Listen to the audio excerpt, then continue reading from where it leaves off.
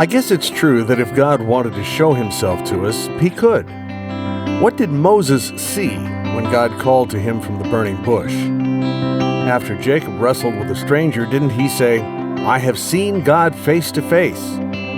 In any case, nobody I know has ever claimed to have seen God face to face. In both John's Gospel and in his first letter, he says, no one has ever seen God. Why not? Why does God remain hidden? Wouldn't a direct revelation of God bring people into the kingdom? Let's talk about the hiddenness of God today on Craving Answers, Craving God.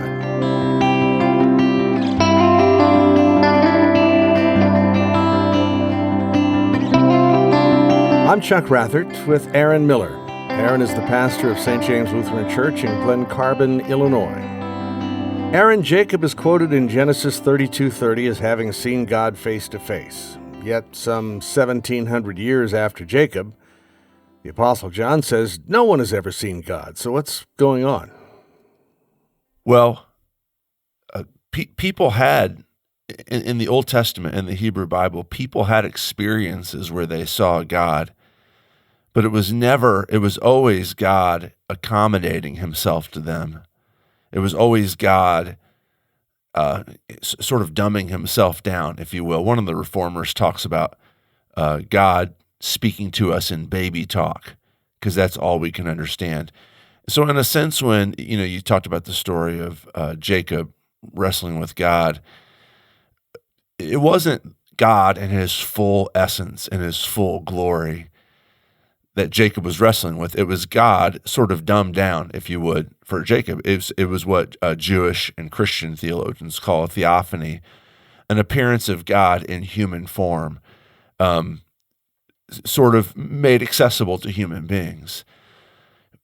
I'm not saying it's not real. I'm not saying that they really didn't experience God, but it wasn't God in his full, complete, all of himself. He was very, very much just giving them a little slice of who he was in human form, because he wanted to interact with them. And when Jacob experienced that, he said, I've interacted with God face to face. Face to face. I understand what you're saying.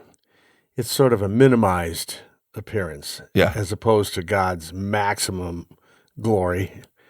But when somebody says, I've seen God face to face, and that's what it says right in that account, it's hard to think of that in a minimized way. If I see you face to face, I mean, that means we're in each other's presence, we're aware of each other's presence, we're dealing with each other at the highest level, right? Isn't that what that means? Well, I wouldn't say, it just depends. It's apples and oranges, because I'm not God. And so I really don't have any sort of analogy for a way that you could experience me in a dumbed down sort of way. I'm as dumb as I'm going to get. Well, right I can now. experience you on the telephone. I can experience you through text or email. Those are all minimal contacts that we can have with each other. I can write you a snail mail letter. Nobody does that anymore. But face to face, as we are talking right now, I don't know, maybe a Zoom conversation or a Skype call. Okay. Or a FaceTime would be a good analogy, or a better analogy, not quite close. I mean, a few years after that, Moses asked God, I want to see your face. And God says, you can't see my face. It would kill you. Yeah, I'm going to talk about that here in a second. Okay. So that's, I mean, when Jacob sees, I've seen God face to face, what he means is I wrestled with this human being.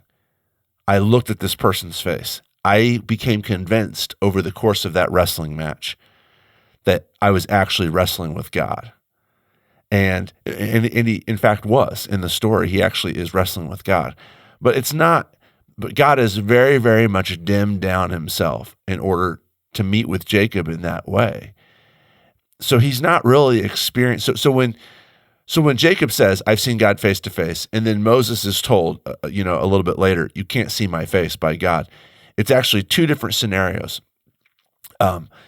God is giving himself to those to Jacob and to Moses in two different ways. With Jacob, it's a very, very much muted, hazy, dumbed down version of himself in human form. It was real enough to get his hip out of joint. Yeah, well, sure, it was definitely real. It was very corporeal, very physical. It wasn't a vision that he had. He actually was physically wrestling. Did you with say this corporeal? Man.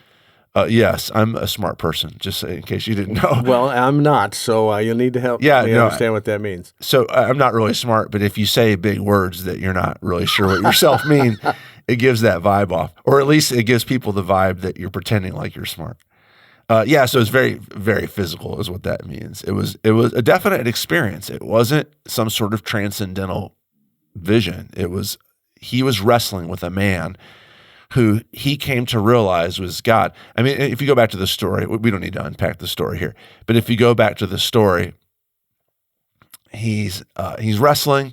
We're not told what convinced him this was God, but at some point over the course of the night, he says, "I'm not letting you go until you bless me." And then this man changes his name to Israel, which means the guy who wrestles with God. That's what Israel literally means, the man who wrestles with God. And so he says, I've seen God face to face. Moses in Exodus 33 or 34, I can't remember which, he says to God, I want to see your face. And God says no, because Moses is asking to see like the full shebang. I want to see all your glory. And God responds in that way, no, you can't. And so you quoted John chapter 1 a minute ago, where John says no one has seen God. And what John means is, in the sense that Moses was asking, God, I want to see you. Nobody's ever seen God in that way. God has revealed himself in human form at times in ways that we can comprehend, like with Jacob, and almost certainly we're going to end up talking about Jesus at some point, which is a different category altogether. We can get to that later, I guess. That's something different. Well, let's talk about Exodus 33 here.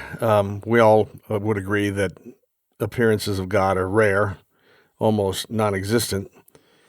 In Exodus 33, we have this curious exchange between God and Moses, which you alluded to. Moses says to God, please show me your glory. The Lord replies, I will make all my goodness pass before you, but you cannot see my face, for a man shall not see me and live. The Lord goes on to say, I will put you in a cleft of the rock, and I will cover you with my hand until I have passed by. Then I will take away my hand, and you shall see my back, but my face shall not be seen. Now, I think we just said that Jacob had a corporeal experience with God. It was real. Yeah.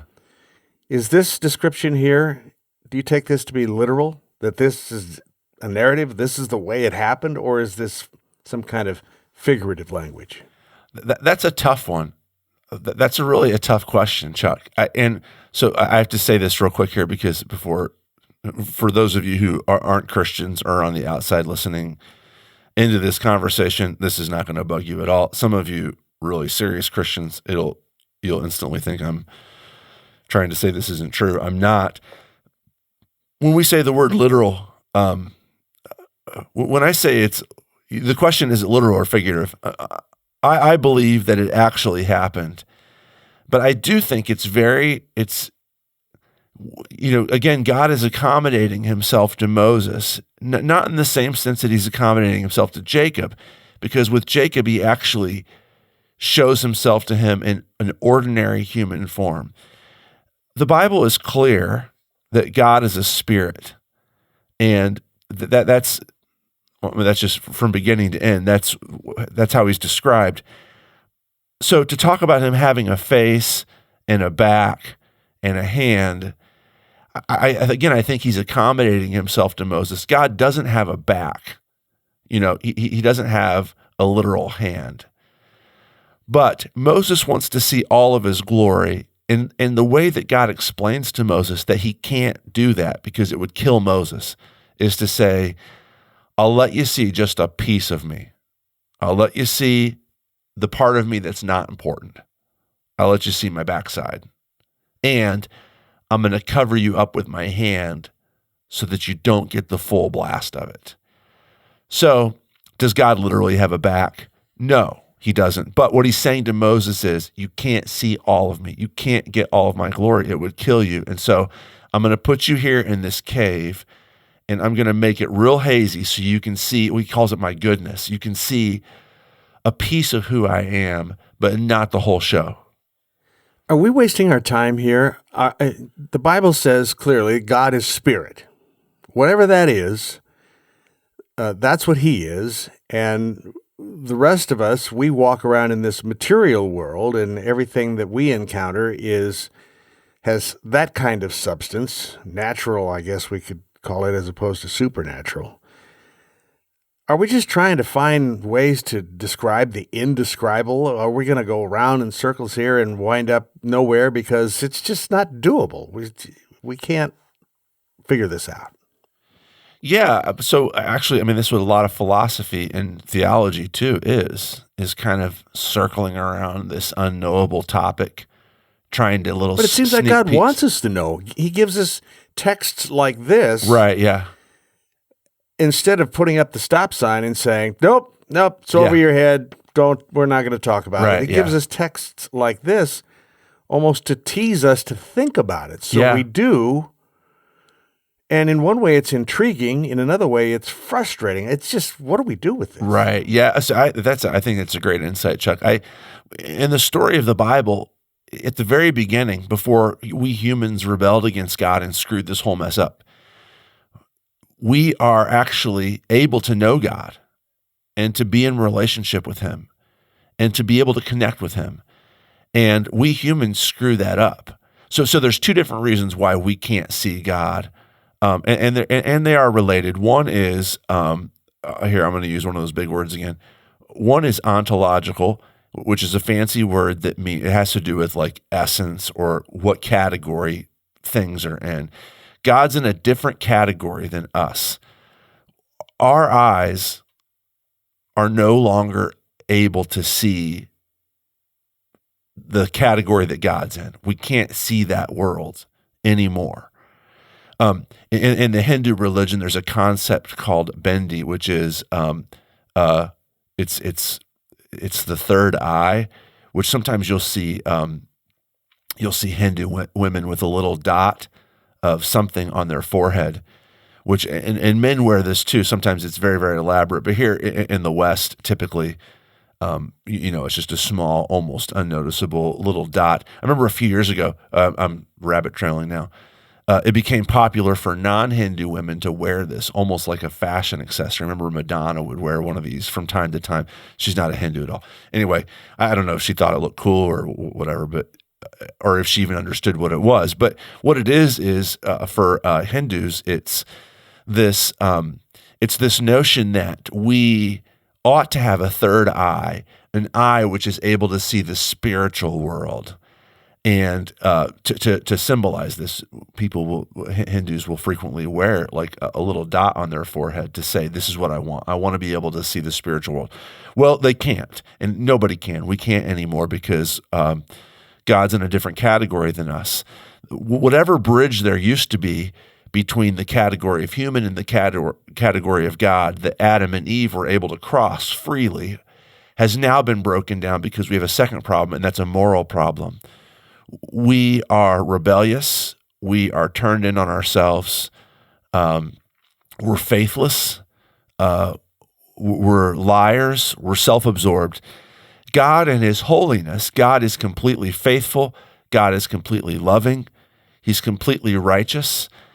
In his holiness is so powerful and bright, and our brokenness and fallenness and sinfulness is so dark and weak that we can't ever come in contact with him anymore. Now, to circle that back to your comment a second ago, we still have these lingering memories that are built into us as humans made in God's image of a past sweet ability to connect with God that we no longer have. And so what we see in the Bible and in our own lives, and I'm talking to whether you're a Christian or an atheist or anything in between, there's this lingering sense that there's a transcendent world out there that we were made for, that we long to know. I mean, you condemn it. People can say, I don't believe in that. I'm a materialist. But I don't think that it's possible to actually day to day live like that. I think to hold your newborn baby in your arms, as cold and materialistic and sterile as your philosophy is, to hold a newborn baby in your arms, I don't understand how any human being cannot think there's something more powerful going on here than just this lump of carbon, sleeping in my arms. What I think it is this lingering sense that there's something bigger out there. And so what we find ourselves in the position of is what you described, Chuck, is this tantalizing and at the same time frustrating, mental gymnastics or spiritual, psychological gymnastics, however you want to describe it, emotional gymnastics that we do, like craving to know, God, are you there? Are you real? If you are, show yourself to me, and not ever being able to see it. I think that's what you said is really a good insight.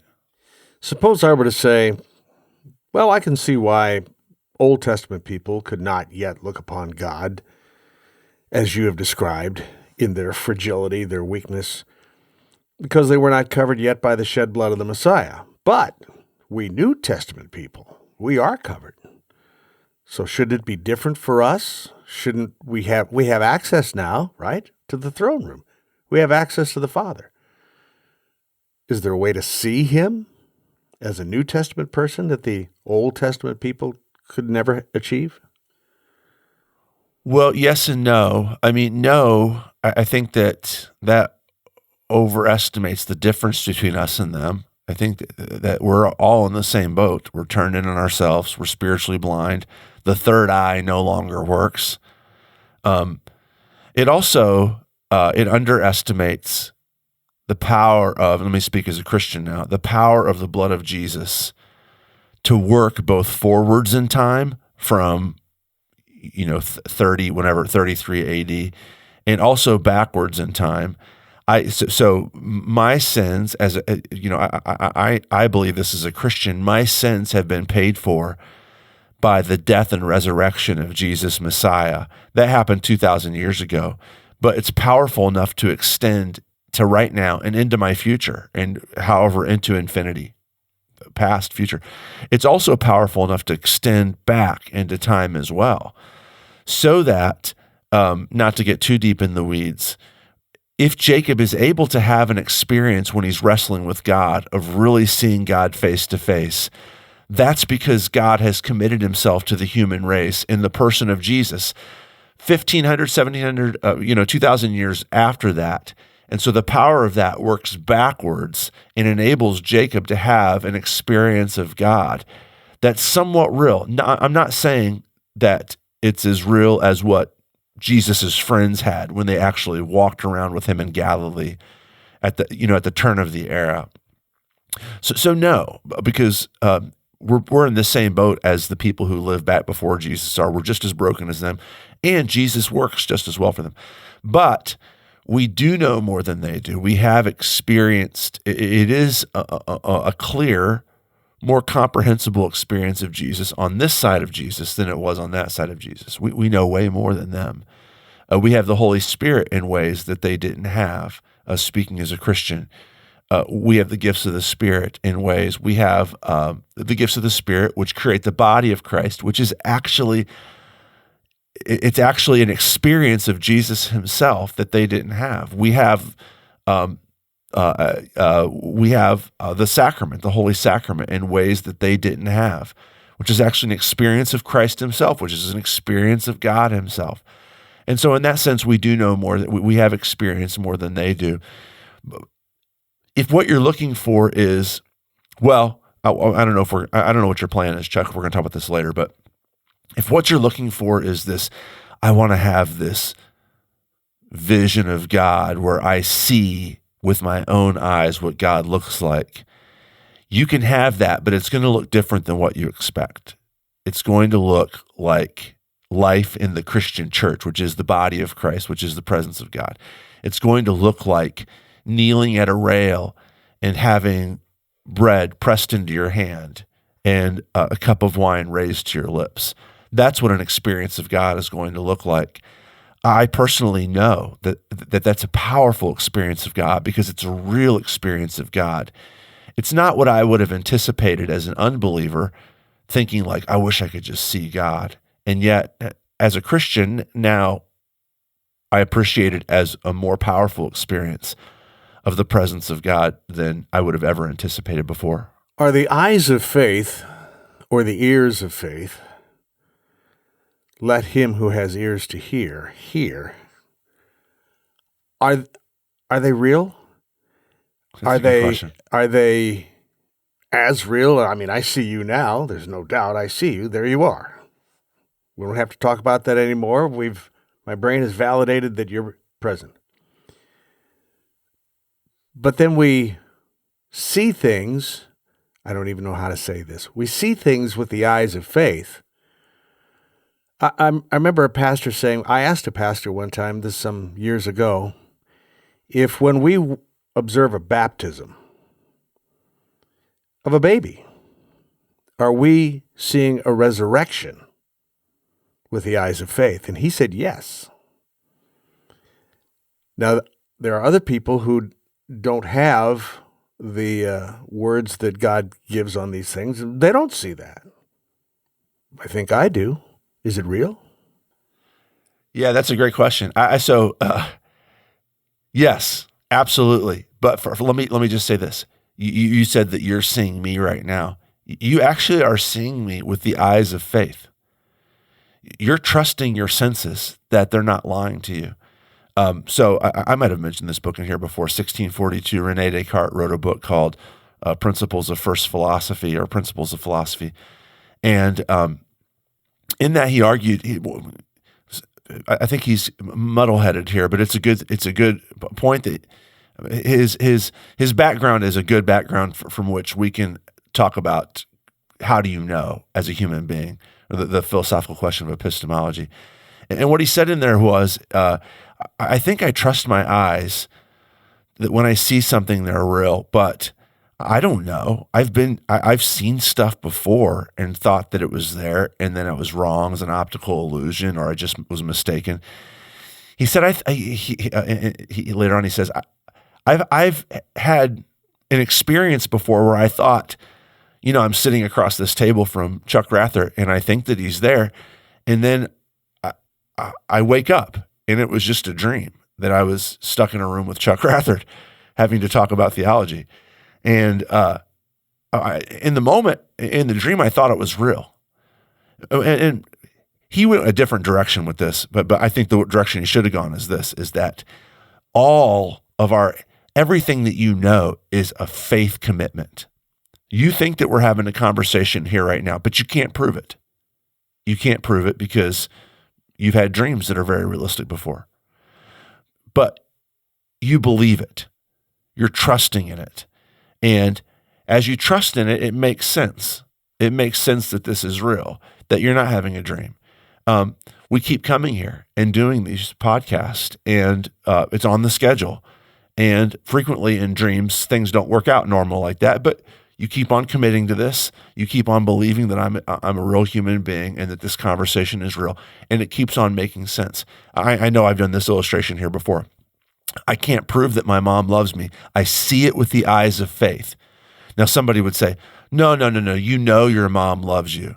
And I would say, well, I do know my mom loves me, but I know it because I see it with the eyes of faith. I keep on showing up and having conversations with her. If I didn't believe it, I would just stay at home and I would miss out on my mom's love for me. But because I have eyes of faith, I just did air quotes there, which is completely unhelpful in a podcast.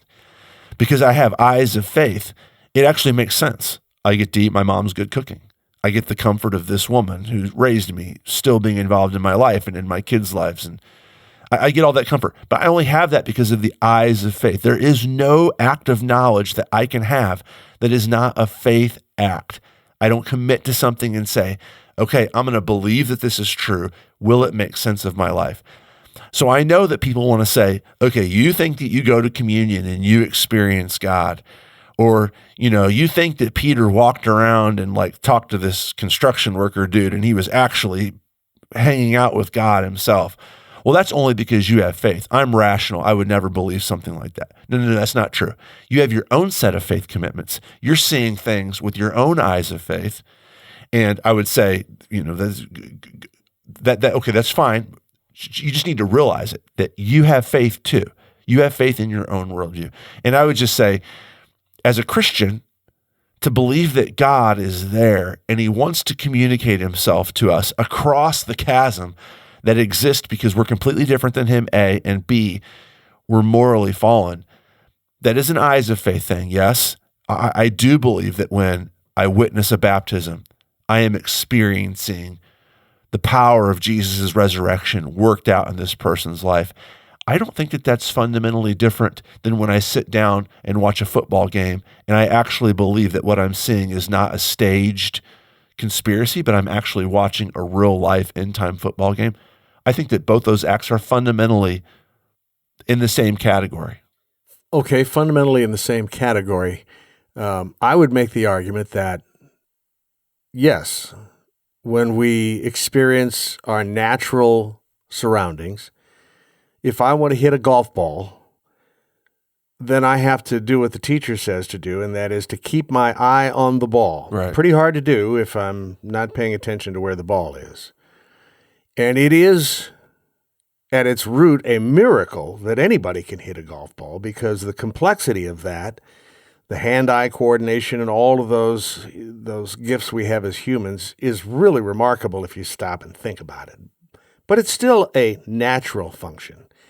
And I feel confident, I trust that I can hit the ball if I keep my eye on the ball. But what about supernatural sight? Paul says in 2 Corinthians 5, we walk by faith, not by sight. There's some kind of distinction there. Maybe in the same category, but not necessarily the same thing. What do you think?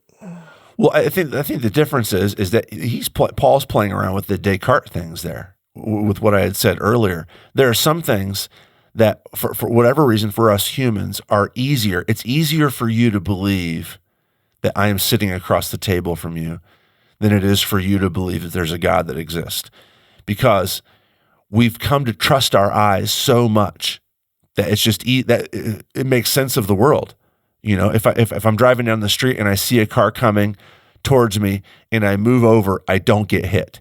I trust my eyes almost 100% of the time, almost, unless I'm just proven to be wrong, right? And so that's easier. But it's this. Like I think you're right. It's the same category, but since we trust our eyes so much and we don't trust. Well, I'll tell you this. I've got this friend, and he's not listening to this, I'm sure. He's never told me that he listens to our podcast. He's one of the worst golfers. It's the first time. He's one. If he hears this, he will know who I'm talking about. One of the worst golfers I've ever played with. He has. Boy, am I glad I've never played golf with you. That secret is still safe. He's got the worst duck hook in the whole world. He hits the ball, and it just immediately dives to the left and starts curving. And he will not take a golf lesson. And he will say, they don't do any good for me. They don't do any good for me. You know, I mean, he doesn't listen to teachers. He does dispense all kinds of golf advice. Me and this other buddy of mine, we laugh all the time because this guy's the greatest golf teacher in the world. He'll be like, hey, your grip's messed up there. And he can't play worth a lick, but he tells everybody what to do. Well, so what's happened is that he won't trust anybody else, right? I mean, he trusts his own eyes, but he doesn't trust the teacher's eyes. So there's one step removed. We trust our own eyes. We trust our own sight, but we don't trust golf teachers. It's harder. Now, some of us we do, you know, because we've reached the point in our golf game where we realize this is going south fast unless I get some outside help. Even less do we trust the writings of an ancient book or a God who we can't see. But in every case, it's the same category. We're doing the same thing. Well, let me say it to you this way. I, as a Christian, believe that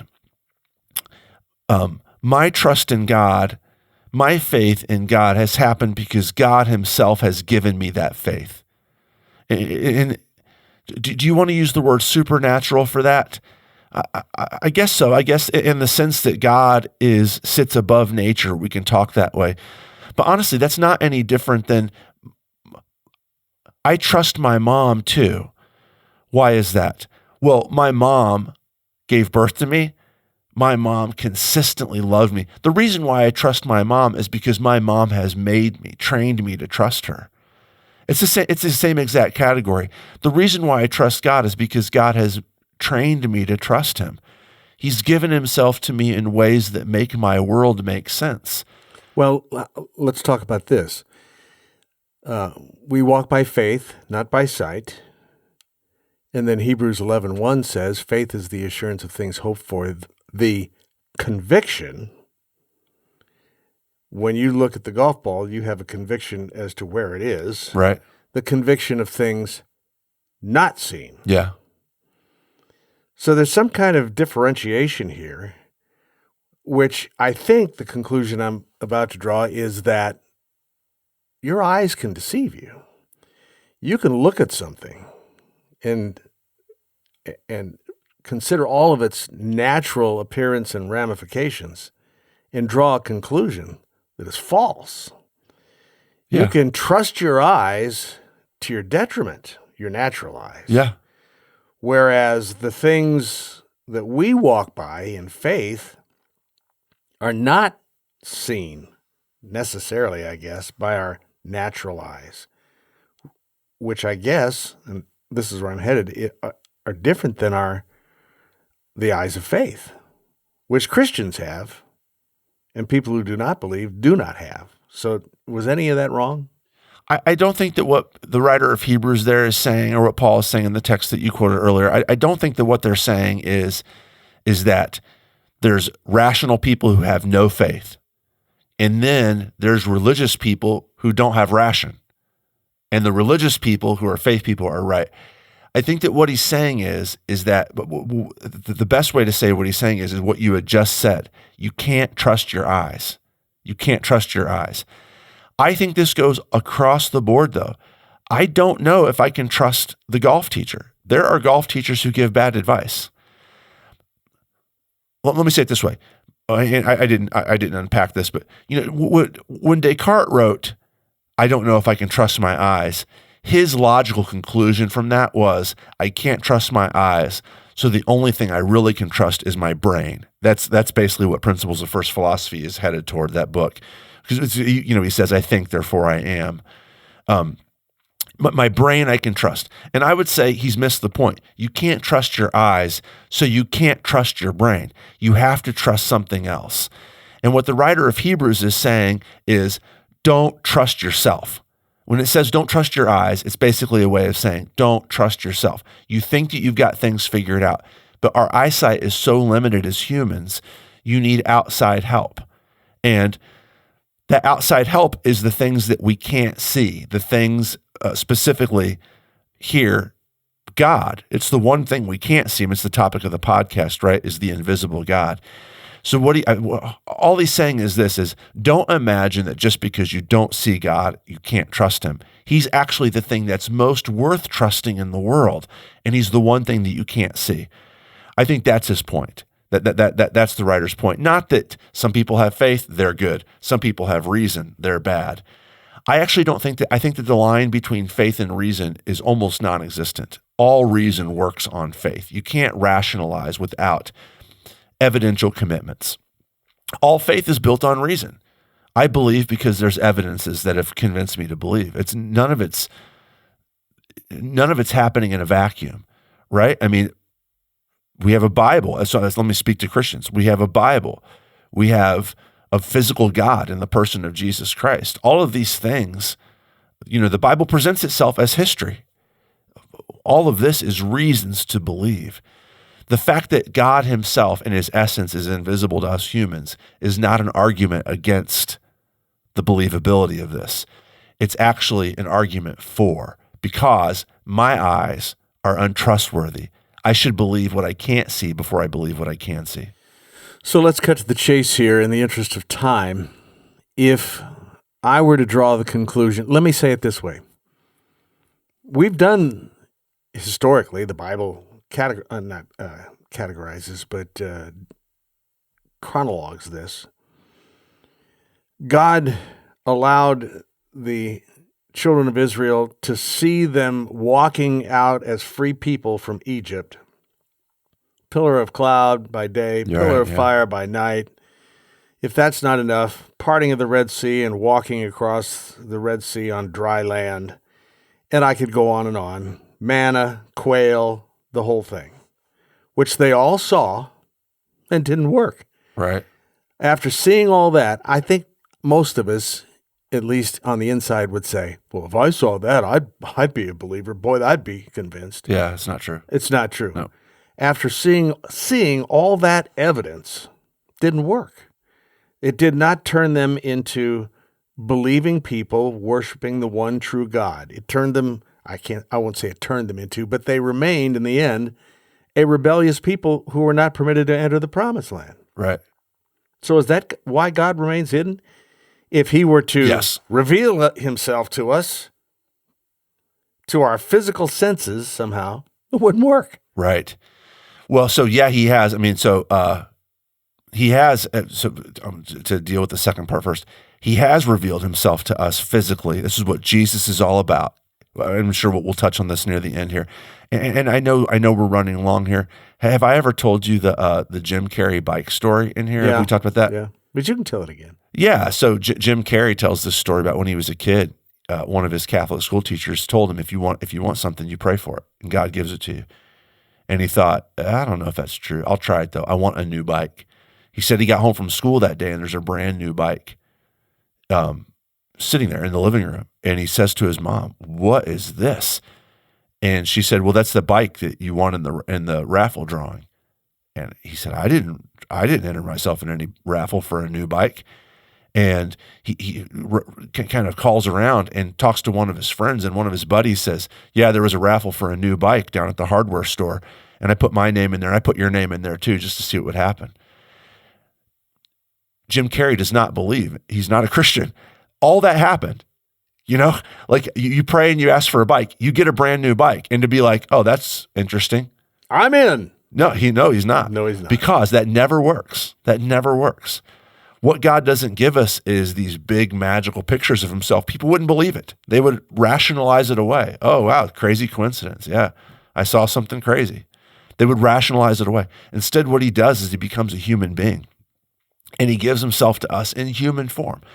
Jesus is accessible to all humans in the same way that any human being who's ever lived is accessible. He walked on this earth, left a record of his historical record of his time here. His friends told us what he does. What he did. He lived and he taught and he did miracles and he died and he rose from the dead.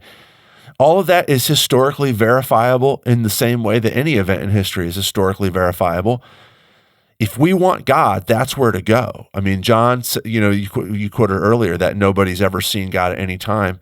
The very next line is the only begotten God who is in the bosom of the Father. Talking about Jesus is the only begotten God.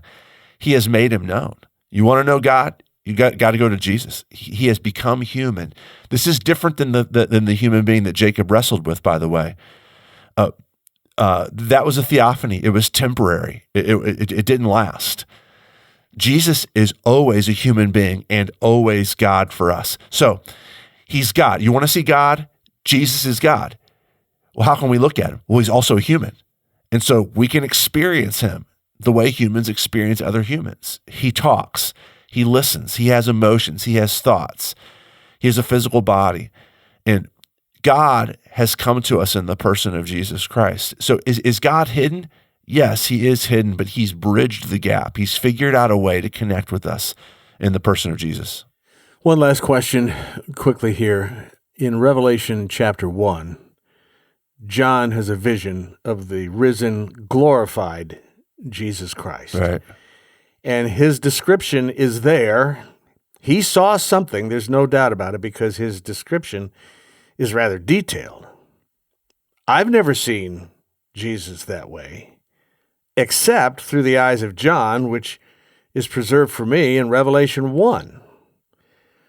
So, is it true to say that I have seen Jesus through John's eyes, just as real as John saw it, or the apostles saw it when Jesus walked the earth? Can I say I've seen Jesus? Well, yeah, absolutely. Now, I'm saying that as a Christian. Again, I'm thinking a non-Christian is listening to us on, these guys are nuts. Well, that's the choice that they have, right? Like, so if my wife tells me, hey, I talked to your mom on the phone today and she said to tell you hi, I have two choices. I can believe in my wife, that the message that she's passed on to me from the mother that I believe in really was her saying hi, in which case I've just communicated with my mom. My mom has just given me a message. If I say, I don't believe my wife, she's fanciful, she's a faith person, she makes stuff up, and I don't believe in my mom. I've never seen my mom. Why would she ever communicate with somebody like me? Maybe she exists, maybe she doesn't, I don't know. If I said that, I will not have had communication with my mother. If I want communication with my mother, though, and this is the way to do it, then I have to trust my wife and I have to trust my mom. It's this, and when I do that, it's a real life scenario. If this actually happened, if I did that, I would have actually had a message from my mom. And you and I are in that same boat, Chuck. You and I are both Christian believers because we trust in the God who speaks. We trust in the Jesus who reveals God to us in human form because we trust in the John who has given us a message from that Jesus. We've actually experienced and communicated with God. If we shut that off and say, I don't trust in John, I don't trust in all this, this baloney, this superstitious stuff, we've just cut ourselves off from God. I mean, all I'm saying is that's the choice that people have. You're free to say, I think it's a bunch of crud, but if you want to communicate with God, this is the way. He's given himself to us in Jesus. Jesus has given a message to his servant John, and John has given that message to us. Trust in it. You will have experienced and communicated with God himself. You will have seen God. Can we conclude with this short, simple advice? When your natural eyes and their evidence conflict with your eyes of faith, go with the eyes of faith. Well, it depends on what the eyes of faith are looking at. If your eyes of faith say, I believe there's no God, don't trust your eyes of faith. If your eyes of faith, and when the Bible uses the word faith, it's almost always talking about the faith, Christian faith. If the eyes of your faith say, God loves me, he wants a relationship with me, he has communicated himself to me in the person of Jesus, I'm in on that, then yeah, trust the eyes of the faith. Thank you, Pastor. You've been listening to Craving Answers, Craving God. If you find our show to be helpful, please tell your friends about us. If you put Craving Answers, Craving God into your search engine, you should find a thorough list of the platforms that carry our program. And please share your opinions with us as well. For Pastor Aaron Miller and our production manager, Larry O'Leary, I'm Chuck Rather.